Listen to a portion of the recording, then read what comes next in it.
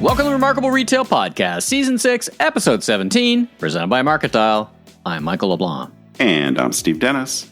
In this episode, our first interview of several recorded live in our pop-up studio, Barcelona at the World Retail Congress. Our very special guest is Sally Elliott, co-leader Global Retail Practice at Spencer Stuart.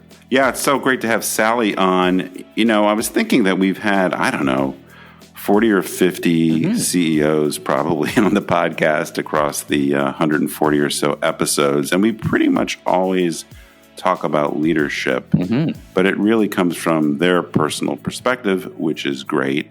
But with Sally, we really get this broad view about what boards are looking for, what boards should be comprised of, and a global perspective as well, which I think is really interesting, just to speak about how she sees things and how things have evolved. Yeah, we had a great discussion as well around succession, both the show and and that's a big part of their practice too, right, is working with existing leaders on succession. So it's a really interesting interview. We'll get to that after the news. So you're still in Barcelona, and I think next week you're at Shop Talk Europe, so Barcelona. So please say hi to me for all our Rethink Retail friends and colleagues and the many people we ran into both at World Retail Congress, and Ken Pilot, for example, I think is going to be there. So, all right, let's get to the news. U.S. Fed raises interest rate. We got a bit of a basket of economic news here. Take us through it. What did you observe? You now have the lens of looking at it from a European perspective, I guess. What do you think of the news from back home? It is interesting, just as an aside, to see how some of these things are covered by the European press. Obviously, spend most of the time listening to the U.S. press, which can be good, but also sometimes a little bit limited. Well, so yeah, the Federal Reserve raised their benchmark rate another 25 basis points. I think it's 10 times that the rate has risen. So we're up to 5%. And this was not really a surprise. That to me is not so much the news, because I think everybody was really anticipating that the Fed was going to do this. I think the couple interesting things is that they changed their language. And everybody listens reads very carefully their statement, and then when Jay Powell does his news conference, everybody tries to really, if he blinks one way or whatever, Angel gets his wings, or I don't know. I mean, it's a lot of tea leaf reading anyway. But there was a change in tone in the language that signaled that perhaps this would be the last hike that they would do. So that was interesting, and generally speaking, the market liked that. But the other thing that he talked about was that inflation, while it's obviously improved in most places, not everywhere, I realize, but in the U.S. it's improved quite a bit. He basically said that it's likely to take a while before inflation would come down much more, which I think is not too surprising, really. But anyway, the other thing that I thought was interesting, and it's kind of a mixed picture. On the one hand, the number of job openings, which has been extremely high, like 2 for every person looking for a job, has hit its lowest rate in 2 years. But the morning that we're recording this, the unemployment rate ticked down another 1/10 of a point because of all the jobs that were added. This is a picture that is still of a job market that's really, really strong. And so maybe that interest rate outlook is not necessarily going to be the way it plays out. The other thing, which is not news per se, but the thing I was really reflecting on when I was looking at some of these interest rates charts, because that's what I do on vacation, apparently. You're a fun guy to vacation. I've got your daughters about that. It is so fun, but just reflecting on the 10 times that the interest rates have been taken up. If you look at the chart of where we were with interest rates over the last several years, for the most part, until this last year, money was almost free. The cost of capital was quite low. Obviously, not to get into financial theory here, but depending on the risk associated with equity, those are different things. But borrowing money was extremely low. Now here we are, on average about 5% higher. It's going to be interesting, particularly since I think most economists expect interest rates to stay more or less in this range for at least the next year, perhaps longer. that really changes the equation in terms of investment. And obviously that's part of what the Federal Reserve and the other banks around the world are trying to do, is cool the economy down. But you think about retailers investing in technology, investing in distribution centers, investing in new stores, the cost of capital has gone up a lot. So that's going to make it a lot harder to approve some of those, approved projects in general, but in particular things that might have gotten approved, 18 months ago, probably are not going to get approved the next 18 months or so. Yeah, or we'd get a hard second look for sure. Right. Let's talk about earnings. So a bunch of companies put out some earnings, including some folks who've been on the pod. What do we got? Apple, Starbucks, and Crocs. Take it from the top. Well, I don't want to spend too much time going deep. I guess the thing that's so interesting, and we're really going to see how this plays out in about a month when most of the big retailers will report their earnings, but we've got a few folks that are on the calendar year, not the January 31st, April 30th ending that reported. And I think we're going to see this really mixed picture. So Apple and Starbucks both reported very solid earnings. There was some concern because of the general slowdown in consumer electronics that Apple might not do all that well. And they didn't really knock the cover off the ball, so to speak, with their sales. But the profitability was really strong. Their services part of their business continues to grow really, really nicely. So that was a strong report. Yeah, for Starbucks, a couple of the new, did you see for Apple, they've opened, which is a first, it kind of surprised me a little bit that they weren't already there. They opened up their first 2 stores in India, one in Mumbai and one in Delhi. So I was actually in Delhi and had my Mac meltdown. This is about 4 years ago. And I was like, well, where's the Apple store? And no Apple stores. There isn't one. It was oh crap. But there are like Apple official service dealers authorized dealers or things like that. But yes, no Apple stores until now. So that's interesting. And then Starbucks, going around, I've been in Madrid and Barcelona, and there are so many Starbucks here. It's quite remarkable. And of course, that's probably most people's experience around the globe. And just when you think a company is pretty mature, they continue to put up good sales and earnings numbers. Now, a lot of this is coming from price increases. And so people apparently are willing to pay, $5, $6, $7, eventually $30 for a latte. But anyway, and then Crocs, we had Michelle Poole on the podcast not too long ago. At the time we spoke to her, they were just killing it with their numbers. They reported another pretty amazing quarter. When you think about a brand that in some respects is kind of niche, but their revenue was up 34%. Wow. Wowza. Both very strong wholesale business as well as very strong direct-to-consumer, which they've been investing. Now, at the other end of the spectrum, and I don't think we need to play our wobbly unicorn music here.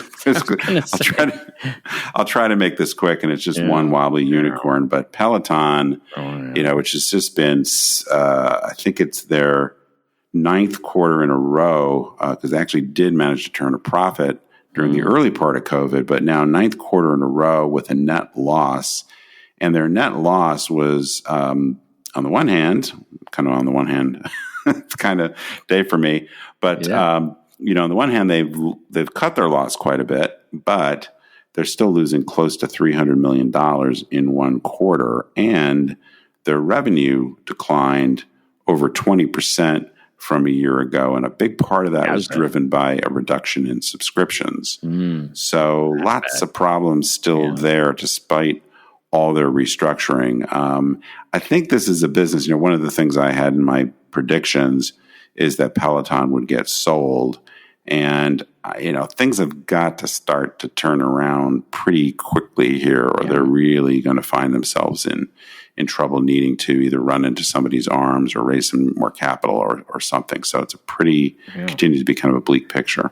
All right. We'll keep an eye on that. Speaking of bleak pictures, I've been reading what's been going on in San Francisco, and there's some great articles actually in the New York Times about why and what's going on in the city itself. But there's a Whole Foods, opened a flagship store last year, closed it. I read they had like 500 911 calls, just chaos. Now Nordstrom's leaving too. Like there's a whole bunch of stores that are leaving San Francisco. Is this society kind of pulling itself apart a little bit? Like it's funny, right? Because and I'll throw you another statistic. In Toronto here, the food bank had a record 270,000 visits in the month of March, like worse than COVID. So it's a real contradiction. It must be intriguing, I guess I could say, for you as an economist by training, because on the one hand, you got full employment. On the other hand, you got people who are fully employed standing in line at food banks. Like, what do you make of, I guess, the Nordstrom decision and the Whole Foods decision, and what do you think's going on?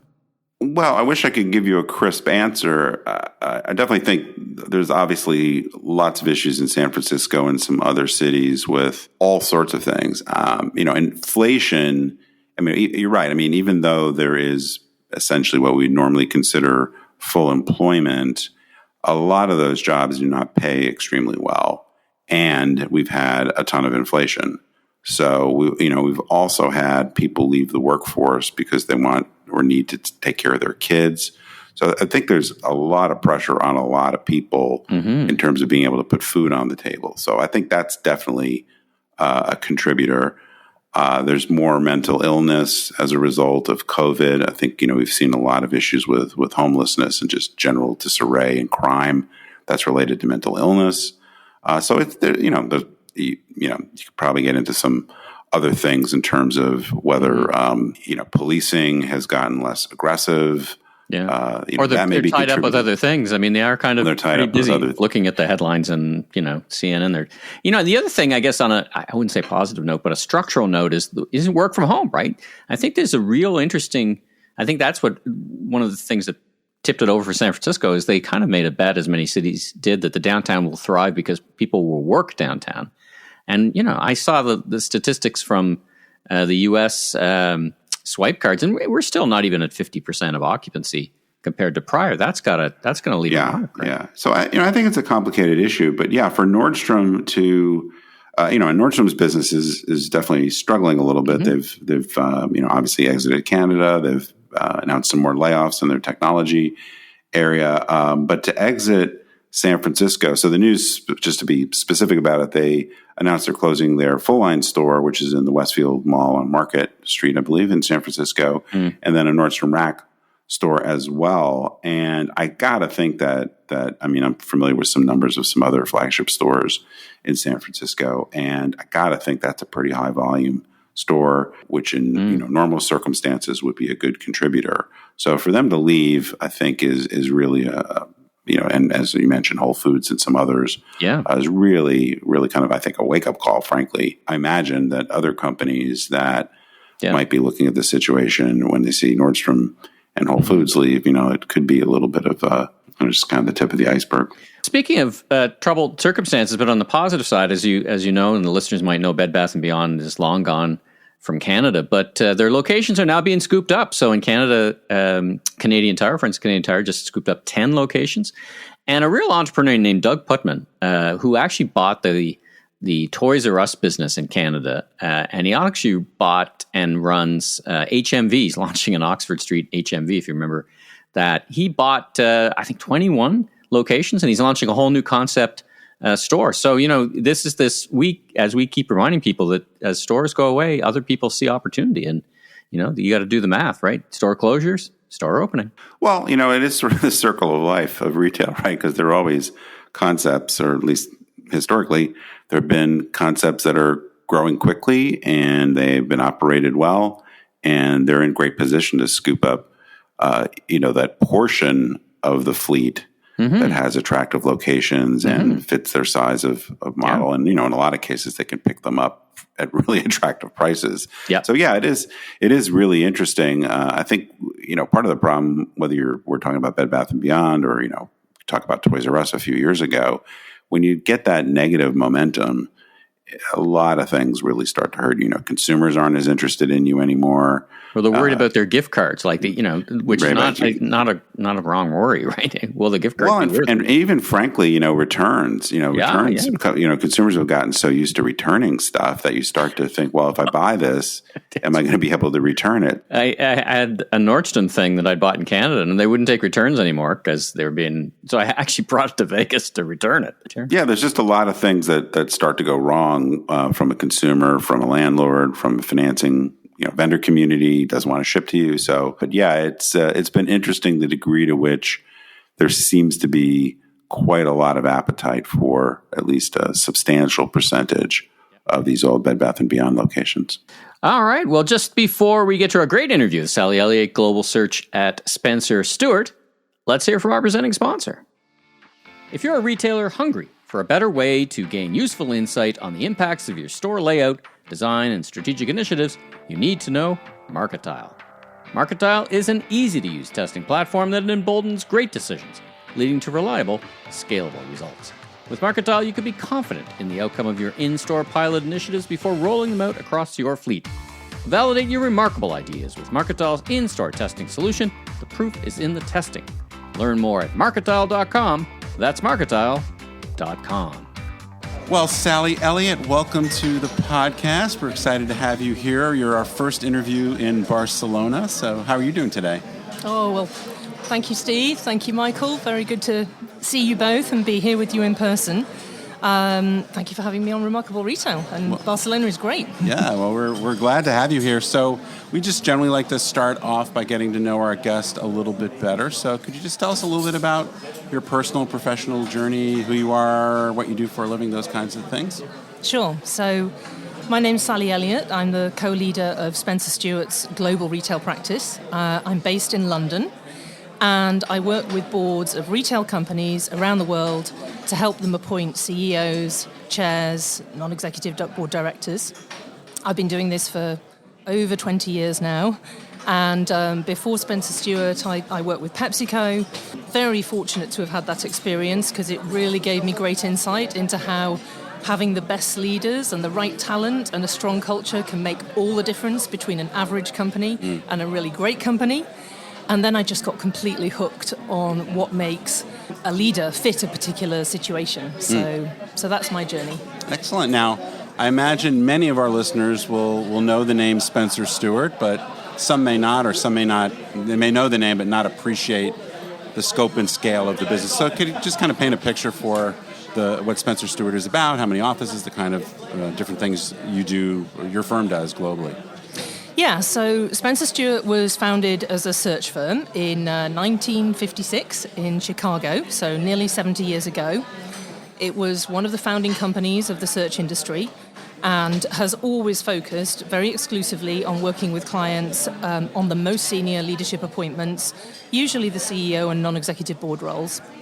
And top-level recruitment is still a very important part of our business, but we now advise boards on all aspects of leadership, and we help our clients to make great decisions, the best possible decisions about who they hire, but also who they develop, who they promote, how they develop them to be even better leaders, and how they can improve the performance of their board and their top team. We're a private partnership. We have 450 consultants around the world who all have different specialisms, 80, 70 offices, and we operate out of 30 different markets. People waving hello here. We're busy. We're right on the floor. I have a quick question for you. Do you watch the TV series Succession? I do. Oh, okay. It's quite special, isn't it? Tell us what you think of Succession. It's got to be. Is that your work life writ large, or what is that? Well, it's like watching your work life, but I think it's happening right now at LVMH, isn't it? We couldn't possibly comment on which series they might have based it. Who knows? Yeah, that's right. No, we're going to different podcast. So let's get into some of the things that are going on in retail. My impression is retail seems like a place where there's a lot of turnover in general within the executive ranks, but it seems like the pace of turnover has accelerated. Is that reality, or is that just more in my impression? And if it is actually accelerating, what's behind that? I wondered if you would ask this, because your excellent 12 remarkable retail predictions, if I remember correctly, leadership turnover was on the list, right? Yep. Yes. And we are definitely seeing, three things happen at the same time. So one is an expected increase in leadership turnover. That's reality. The second one would be just much more demands on retail leaders and what's expected of them, and we've heard that in the room here in Barcelona. And the third thing that we're seeing is not enough focus on succession planning, and therefore really not enough internal successors coming through for key roles in the future, and especially the CEO role. We've actually done some research, and we were speaking with CHROs and CEOs of retailers globally, And 57% of them think that nearly half the top team are going to change over the next 5 years. So 57%, that's quite a lot. But only that's like turnover in their stores. Yeah. Not far off. The life cycle of an associate's like the life cycle of a CEO now.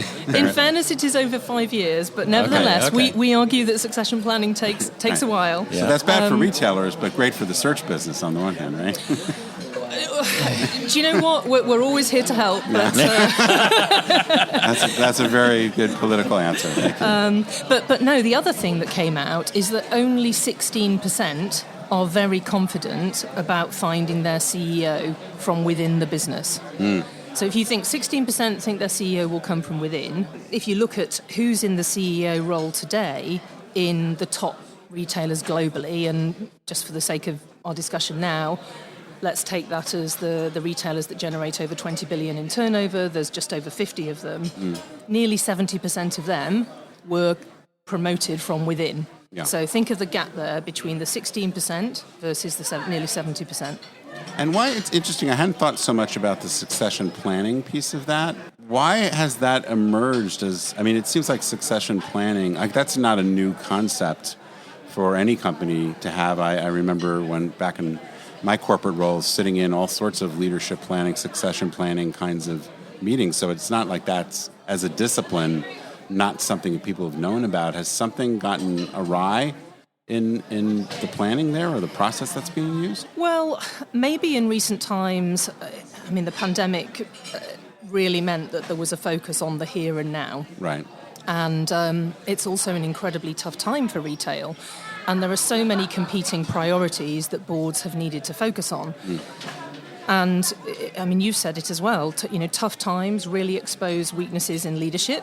And this is a really tough time for retail. And it's harder to get that sustainable performance and to achieve growth. We're also seeing tough times leading to ownership change in some cases. Right. Yeah. And usually, not always, but sometimes that can then result in leadership change.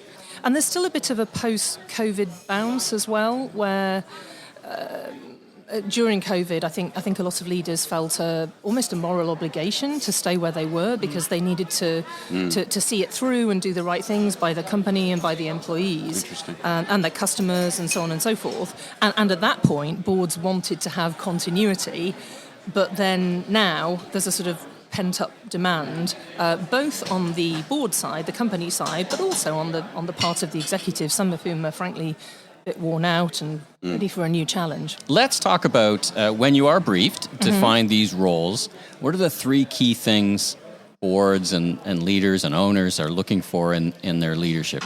If you could boil it down to those, I need these 3 things, and without them, there won't be a fit. Only 3. Only 3. Only 3, okay. And there's probably, it's our podcast, our rules. Okay, here we go. So I would say the 3 superpowers that chief executives need and leaders need today that have to be much more developed than they were previously, let's say 10, 20 years ago, would be 1, ability to handle complexity, much greater complexity.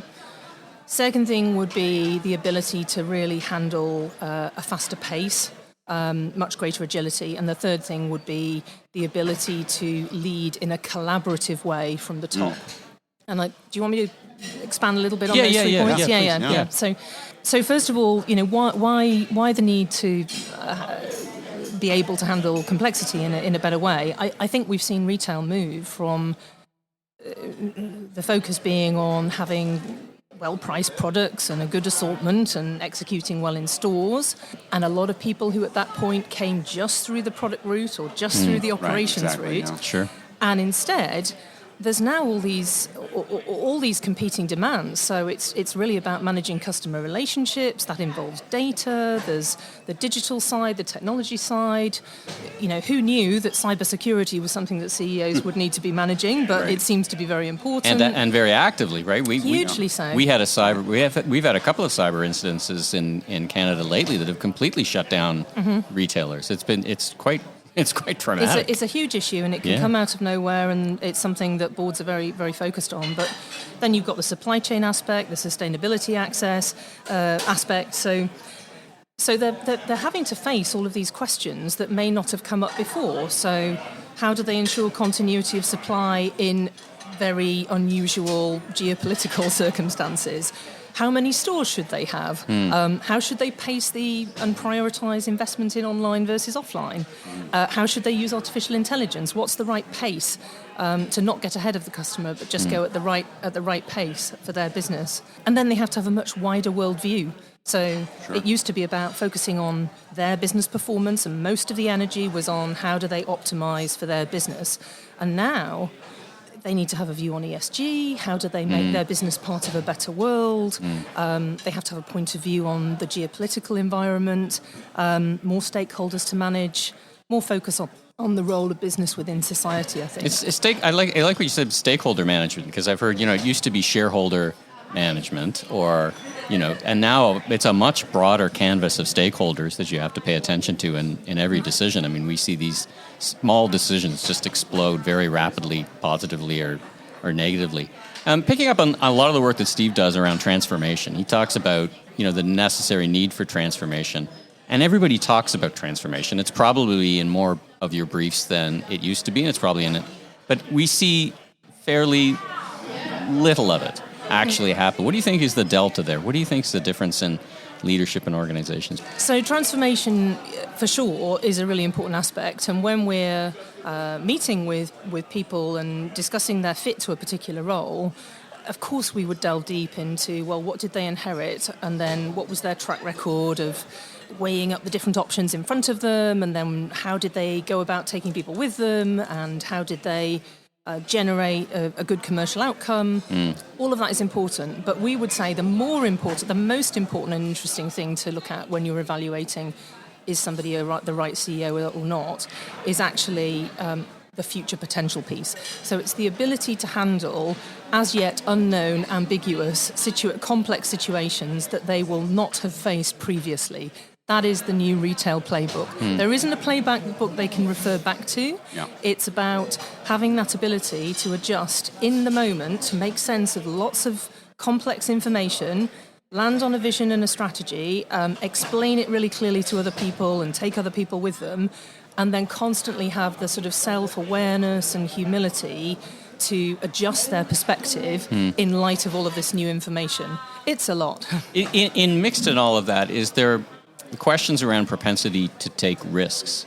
Because, again, picking off Steve's great work, you need to probably move bolder, move faster, and take bigger, more calculated risks. Is that one of, I don't know how your interviews go at this level, but it's like, tell me one time where you took a risk and it worked out or didn't work out. Is that a bit of a discussion for you guys? So evaluating risk, I think, is an important thing to do. It's probably just one lens that you would look at in the context of the leader overall, because there are other elements that are super important. So we would say that the ability to drive a collaborative leadership approach from the top in an environment that is changing so quickly is as important as any hard skills or specific contextual skills that somebody could bring to bear. Again, going back to what we were talking about, what was it like 10 years ago versus today and into the future?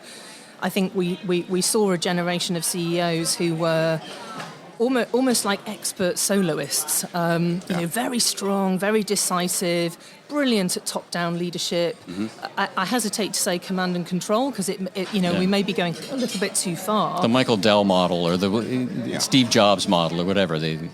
But today, I think it's the conductor of the orchestra that's needed, because you cannot possibly have all of those answers for yourself. And so what you can do is create the organizing principles and the framework for other people to be successful and to give the best of themselves to the organization. If you role model yourself authentic, humble leadership, if you're leading with empathy, you show your vulnerable side. That was very important during COVID, even when all of the answers weren't there. And creating an inclusive culture, all of these things are incredibly important today. Yeah, I'm smiling. That's very much part of what I'm working on in my new book and what I shared on the stage earlier. And it strikes me that this idea of, I do feel like the profile that I was encouraged to follow and many of the people I worked for was very much this, I alone can fix it.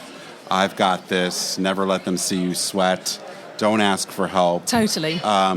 And so hearing, number one, it's just affirming, I guess, for some of the things I've been working on, but it's not about me. Personal affirmation here. Personal affirmation. You're on a good track. Like, I'm on a good track.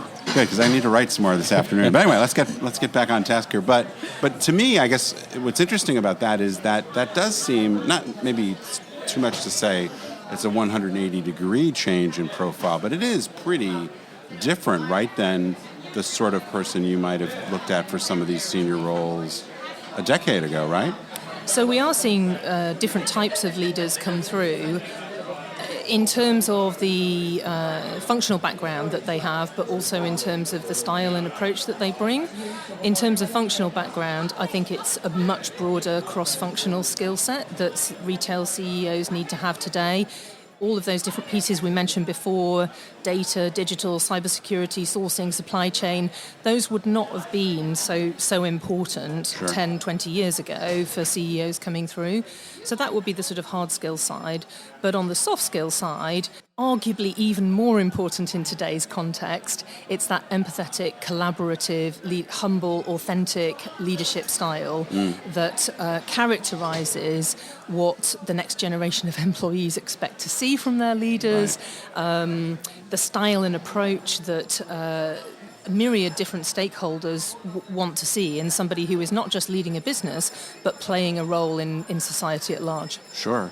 So let's maybe take that to what's going on with boards of directors. A lot we could probably talk about there.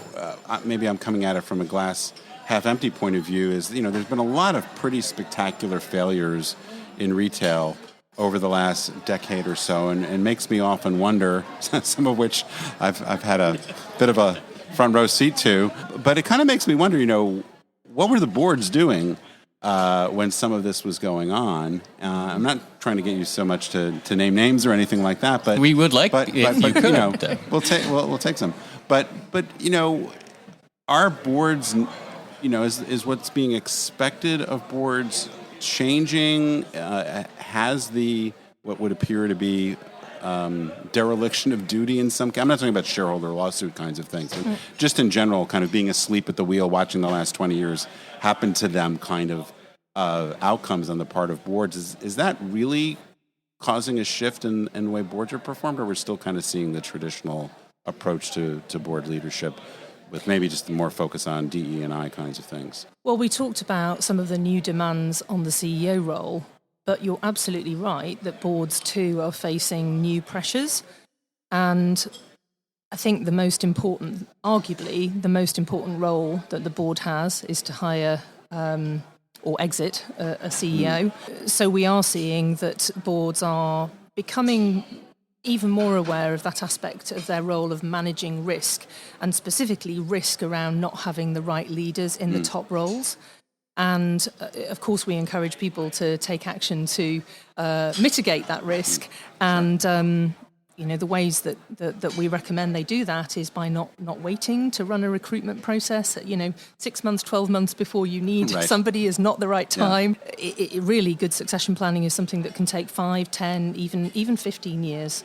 Retail tends not to run on 15-year succession planning cycles, but there are other industries that certainly do, and it serves them really well. And then I think what succession planning also enables boards to do is start to identify leaders with potential really deep down the organization. Because if you're thinking, who's my next CEO in 15 years' time, that enables you to draw on a much broader talent pool and then create the conditions for those people to develop and be successful. And it also enables you to have a much more diverse talent base. And again, waiting until 6 to 12 months before you need the answer is probably not going to generate the kind of diversity in your candidate pool that you might desire. And probably just one other point to add would be that, yes, we are seeing boards focus a whole lot more, as you'd expect, on ESG and diversity and inclusion, and we certainly see that reflected in the types of profiles that we're being asked to find. And we're starting to see committees specifically with a focus on ESG and sustainability, and indeed board directors who bring that specific experience. Sure. Well, that's feels like progress, I guess. So I know we're coming up on our time. One thing we felt like we wanted to try to make sure we got from you. We're here at the World Retail Congress, and you're very involved, I know, with them and as a member of the advisory board.